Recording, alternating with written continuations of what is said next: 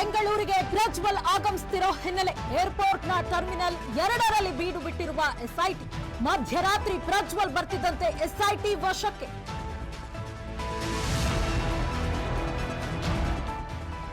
Hemavathi link canal ವಿರೋಧ ಹೋರಾಟದ ವಿಚಾರ ಸಚಿವರಿಗೆ ಶಕ್ತಿ ತುಂಬುವ ಉದ್ದೇಶದಿಂದ ಪ್ರತಿಭಟನೆ, ಗಲಾಟೆ ಮಾಡಿ ಯೋಜನೆ ರದ್ದು ಮಾಡುವ ಉದ್ದೇಶ ಎಂದ ಎಂಪಿ ಕೃಷ್ಣಪ್ಪ.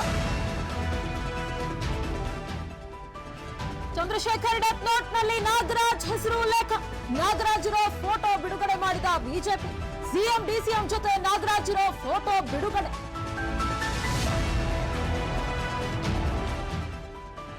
ಸೆಕ್ಯೂರಿಟಿಗೆ ಸಿಬಿಐ ಎಂದು ಹೇಳಿ ಕಳ್ಳತನಕ್ಕೆ ಯತ್ನ, ಕೃತ್ಯ ನಡೆದು 12 ಗಂಟೆಯೊಳಗೆ ಆರೋಪಿಗಳ ಬಂಧನ. ಸೋಲದೇವನಹಳ್ಳಿ ಪೊಲೀಸ್ ಠಾಣೆ ವ್ಯಾಪ್ತಿಯಲ್ಲಿ ಘಟನೆ.